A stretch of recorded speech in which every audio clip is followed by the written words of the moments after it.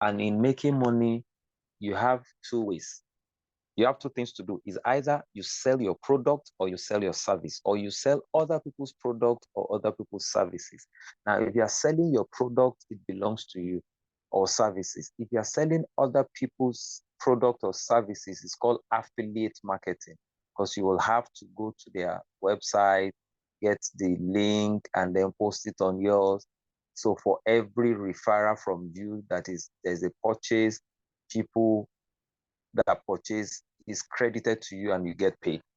Now, what are the things we need to know in hosting courses on Coursera? Now, I want to talk about the um, requirement of hard and software. For hosting an online course on Coursera, you will want to use, especially if you want to use your mobile phone, because starting with cameras might be a bit expensive. So I think you should start with good performing mobile phone. And, we have from maybe if you want to use iPhone now, you can start with iPhone 13. Those are high performing mobile phones from iPhone 13 and above. They generally have excellent performance and high quality cameras. So that makes them suitable for recording videos and online courses. Another one you can look at is Samsung Galaxy S21. Yeah, S21 and above. Samsung flagship and phone offer great performance and high resolution cameras too. So they are very good that you can use. You can equally use Google Pixel 6, from Google Pixel 6 and above. Those are equally very good. And I think which other one? You can use One 9 Pro or newer and above.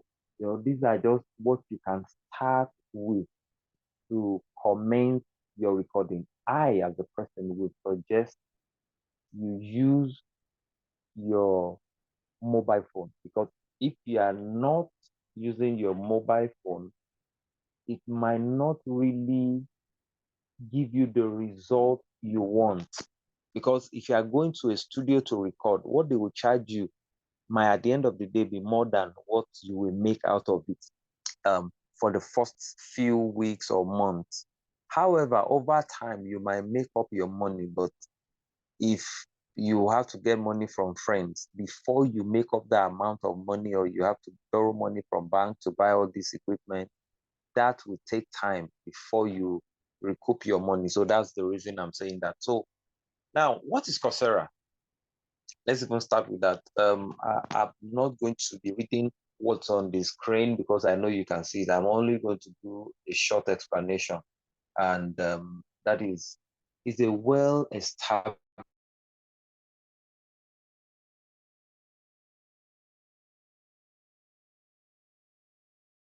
platform with a large user base.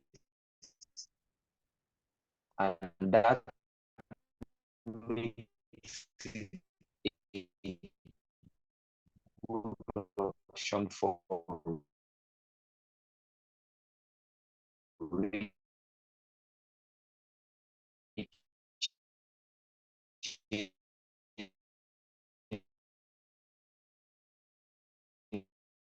a wide range of the platform offers diverse course. You can get it on Coursera. So now, when I mean instructors, hosts your Coursera is all about. So going to slide 3, Coursera. Now, what are the benefits? We can see that you reach wide audience, like I said the other time, sharing your knowledge with learners from all over the world. Those are things that are benefit. However, we need to know that hosting a course on Coursera offers several benefits for both instructors and learners. So there are benefits you get, that such as exposing you to building your what's it called now?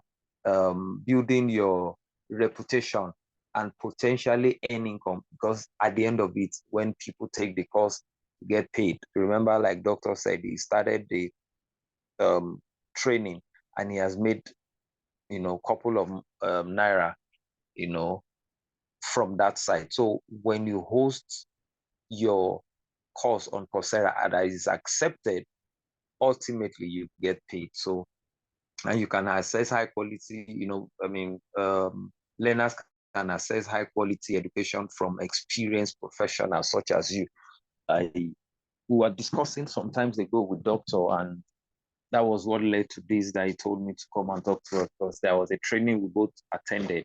And so I modified that training to suit the current trend, and it will go to global audience. So it's not going to be limited to Nigeria or Africa, but global audience to host. However, I stopped because I noticed that the sharing formula was not realistic for me. And another thing I need you to know is you can't take 100% of whatever the site is collecting. You either take maybe 50-50, 60-40, 70-30, and usually for them to maintain and run your site for some other reason, and which I will explain to us later, or as we go on with the course. So now these are things that we need to understand. Now, choosing where am I now? I think is choosing your marketing course. Topic. I said we were using an example of digital marketing for this course. So when choosing it, number one, you choose the right topic that is crucial to the success of your course. You don't just pick any random topic. You have to sit down and look for a catchy topic that will bring people. Now, I will give you an assignment. At the end of this class, go to alison.com, Coursera, Udemy, and the rest, all these other platforms, Simplify, Simple Learner, and the rest, and look for courses that you're interested in. You will notice that there's a way they will construct the topic and the description. Now, the topic for some of them might just be the generic topic, but by the time you read their description, you want to go into it, you want to learn, you want to know what the instructor has packaged into that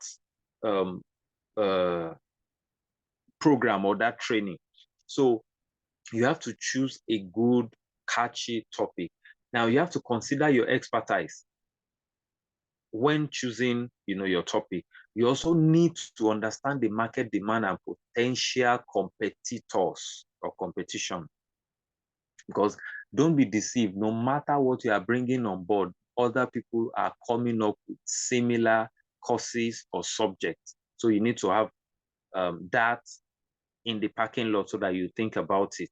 You also need to understand that in making your decision, other people's decision too will also be like clashing with yours, especially your competition. So you need to carve a niche for yourself, have a focus that can help attract specific audience and stand out from other courses. So there are courses that everybody is talking about, but when you bring yours out, what's the difference? What's your comparative advantage over what other people have been doing? There's everybody goes to organization. Now let me just use my own example, and they talk about mental health. They go to organization, talk about mental health. But myself and my team, we went to series of organization. We want to talk about mental health, but we're not looking at it from the point of view everybody is talking about it. So we call it emotional health. And from the emotional health, we dive into stress management, we dive into leadership and the rest. And from there, we were able to bring the same topic other people are training, but at like maybe 50%, we brought it to 100%, changing the name, changing the narrative, changing the pattern and the process. And with that, we were able to get, results. And we keep getting every year people calling us to do that. So you have to consider your expertise and your creativity. Now, on slide 5, we said developing your course curriculum. So number one, you have to define your learning objectives for your course. What will people take away from this course? What is the take home of this course? A lot of people develop courses because everybody's doing it. That is where money is, side hustle. But the truth is, to make a mark or to create a niche, certain things must be considered. And part of the thing you have to consider is, what is your learning objective? Why will I want to? People don't learn. People don't come to your course because of you. Maybe you're a professional or what. That is not because of that. People want to learn because of the need, because of an issue they need to handle or manage. So you need to put that into consideration. So a well-defined curriculum is essentially for guiding learners through your courses. That's just the simple summary of everything, by ensuring activities, by ensuring that they achieve their desired learning outcome. That's all. And then you break down your content into manageable modules and lessons by using varieties of engaging format, by keeping them, motivated. So you have assignment, you have short tests, you have video clips, you have human interest stories, and the like. Because by the time you put all this in place, it helps the learner understand better. And funny enough, like a proverb, it said, teach me, I will forget, or show me, I will not, or involve me, and I will not. So sometimes when you are developing your program, you allow them to, write a summary of what they've learned for the day. If you go to most of these online courses, that is what you see. There's a place for you to write your review or your summary of every of the modules that you have gone through. And, that gets them engaged and also trigger their learning ability, creating engaging course content. This is important.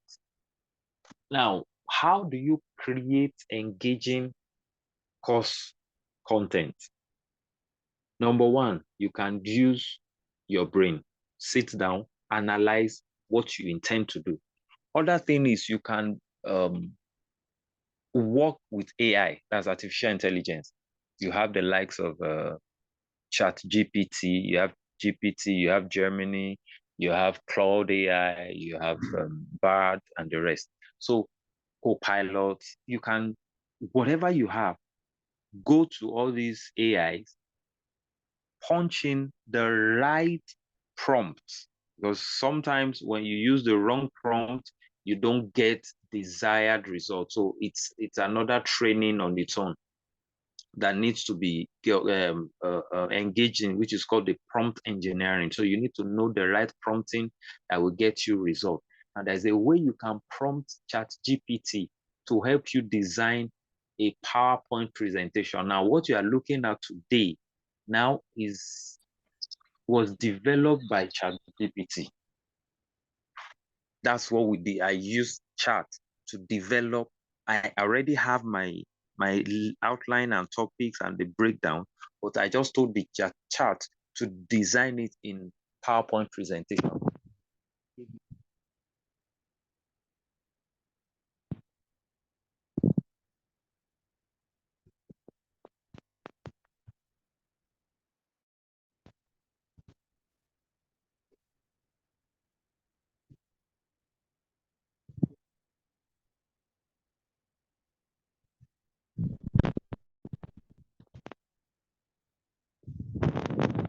Most of us will watch movie in Nigeria, and at the end of the movie, they write names. There are people they call continuity manager.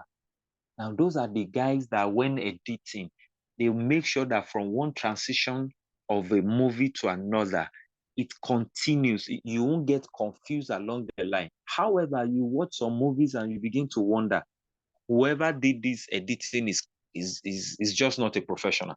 They just jump from one scene to another that does not even correlate. And so that continuity is not there. So, there's need for quality in your course content significantly. And you have to impact the learners with your experience, because we're expecting that you are a professional in this field. Now, if I want to talk about marketing, digital marketing, I'm not going to talk about digital marketing from another man's perspective. I'm talking about it from the level of training I have received and the level of result I have gotten as a result of years of experience or hands-on deck experience. So you must keep the students engaged. And then you need to offer additional resources to support their learning beyond the lectures. So when at the end, you can decide to then link them up to other sites. Now, for example, if I'm using this now on the Coursera course, I can decide to link to Dr. Tosin's website. So that's additional cost. So it means whatever I get, or those who go to his website, I have to share with him too. So those are additional costs. And slide 7 is setting up your Coursera page. Now, we need to understand this. I talked about using good equipment to do recordings. This will not fly if your videos are not clear. In fact, there are so many course institution or center that they already have the quality and standard that they require from any instructor that wants to upload or host their courses on their site. So there is need to follow their, format and pattern. So that means you need to craft a compelling title, like we have talked. You need to upload a high quality cover image that is visually appealing and relevant to your topic. You need to get that. Now, how do you get all this? I will send, I'm presenting from my phone now, not even from my laptop. I will send another presentation the original one I did on my laptop, but where I am, there's no light. And so when I get home, I'll be able to recharge and do what I need to and send it. Now, you see all the pictures you see there were designed by AI. All the pictures you will see on that slide, I use AI to develop it.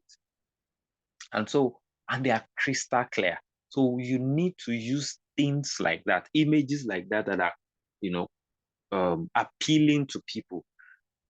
Research has shown that many people go for certain things based on how appealing they are. I heard of a story of an airline that was about to go bankrupt, and one of them from nowhere just said, "Can we partner with, I think, Nickelodeon or Disney? I can't remember." And then they used a cartoon character to brand one of their planes. In 2 months, they paid up their debts and they were able to become a standard and a force for others to follow. Why? Because they decided to work with, is it Nickelodeon? I can't remember, and used a character that was appealing to children. So all the children forced their parents to go by a particular plane, and then their clientele surged up. So there is need to do that. Then you need to structure your syllabus with a logical flow, like I just mentioned, when I was talking about the continuity manager. You have to make it flow in a logical way. And your course on Coursera page is the first impression that a potential learner will have.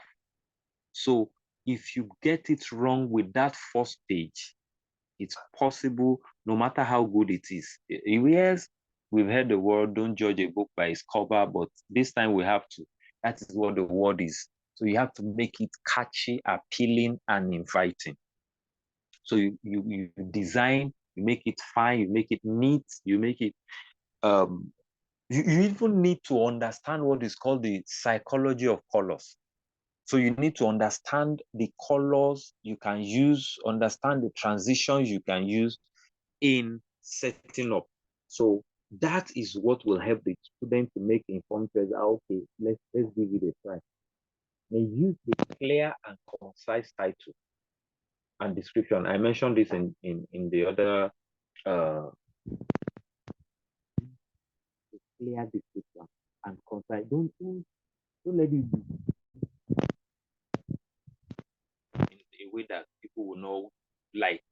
So choose a visually appealing cover, a catchy title, a good description, so that learners can learn that this course is what I should go for.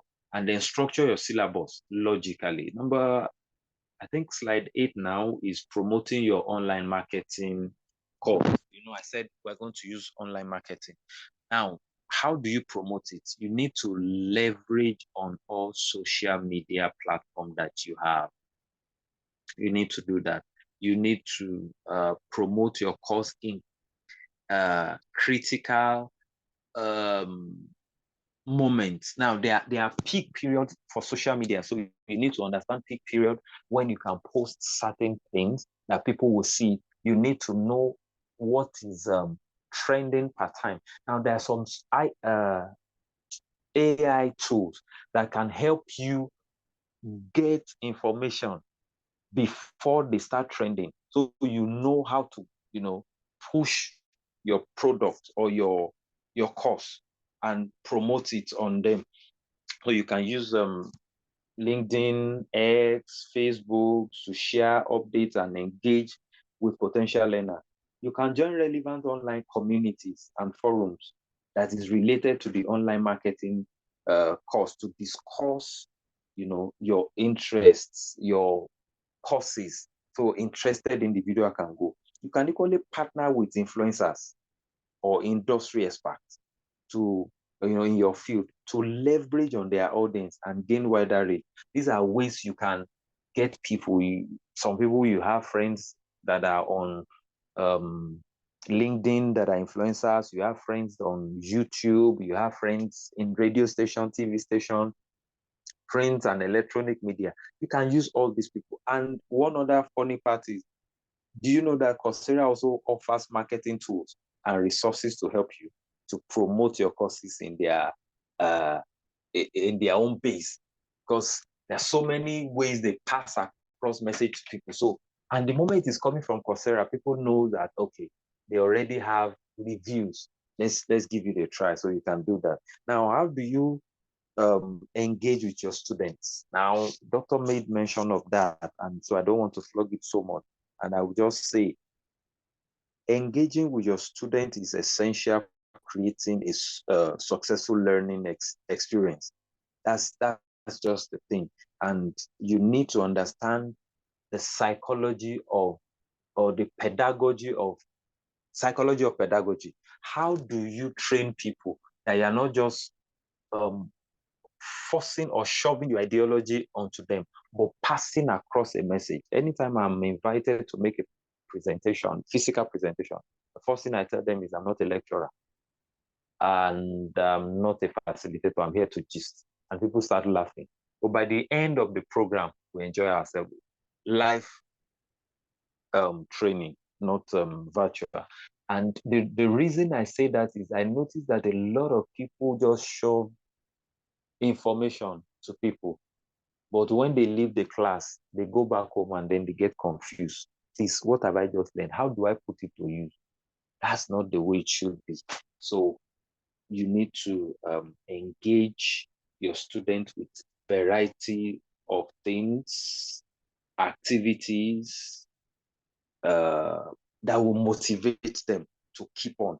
Now, you need to foster a positive and supportive learning environment where the student can feel comfortable asking questions and participating in discussion. There's situations that people cannot ask questions. So you should be able to like Doctor was saying, that he has a Google Doc where when questions are posed, he can get it. When polls are answered, he can quickly get it. And with that, people get they become free with you to be able to interact and relate with you. That helps. Now, the question might now be, how do I manage if I have like a thousand or 2,000 people and I will have to answer their question? There are also AIs that you can use to automate your responses, as what is called the FAQ, that's frequently asked questions. With that, you already know the commonly asked questions. You answer the question, you write them there, and the moment it goes in line with that, the AI just send it. Now, those are plugins that you have to pay for. Then utilizing the Coursera's teaching tools, because Coursera also have their own teaching tools. So you will not have to do so much, go through so much stress. So you need to utilize it, which is they provide various teaching tools to support instructors in managing their courses and interacting with the students. Now, utilizing the grade books, they have a grade book to grade every student that attempts the courses. For every course, every test you answer, there's a way it's being graded. So they give you that. You have access to it the moment you become an instructor. So the grade book is to track the students' progress and assess their performance. Like when we're in school or in class, the teachers will assess our performance, and it also provides feedback to the facilitator, and it helps you to discuss with your student and have a conversation to encourage a peer-to-peer learning. That will help, because a lot of people perform better. Research shows that students perform better when they notice that their teacher is interested in them passing the exam. So the moment they notice that the instructors are interested in their case, they are more likely to finish. Because research also showed that a lot of people are on all these platforms that will start a course and not finish. I some years ago, that should be about 20 years ago, I registered for a course, Global Health Learning. And each time I open my portal, my platform, the first thing I see is welcome back. You write my name, that you are one of the 4% of people that has written 85% of our courses. Because it's so engaging that, and it's so their life experience. So I could relate with them. They are health related courses, and I could relate with them. So it's easy for me. The transition, the color, everything appealed to me, and I was just writing exam. I had forgotten that the what I set for myself to achieve was just to write like 4 or 5 exam, and I ended up writing about 20 something exam, on that platform. So all these things are what help, in getting students to start and complete courses, especially students that are struggling to understand what the course is all about. When they discover that the instructor engages with them, it helps them, it motivates them. And then publishing your course on Coursera. We need to know that before you publish your course, you have to carefully review all the content for accuracy and ensure that it meets Coursera's checklists or quality of standard. You have to double check. You cannot afford to make mistakes. Now, we are known as Nigerians. There is a common saying that Nigeria know they carry last. So we need to do it well. We need to go the extra mile to get the result that we deserve. So we have to double check that all the deadlines and requirements for publishing are fulfilled. You have to decide on your course pricing. That's another thing. You have to strategize considering factors like target audience and market competition and your desired income goal. And finally, promote your course, by launching it through various channels of generating interest and attract potential students. You have to use all the means you know to market it so that you can get your potential student for your course. With this, I hope I've been able to convince you and not confuse you that it's good to develop your course, but it's better if you do it better and different from what is common. Doctor, over to you.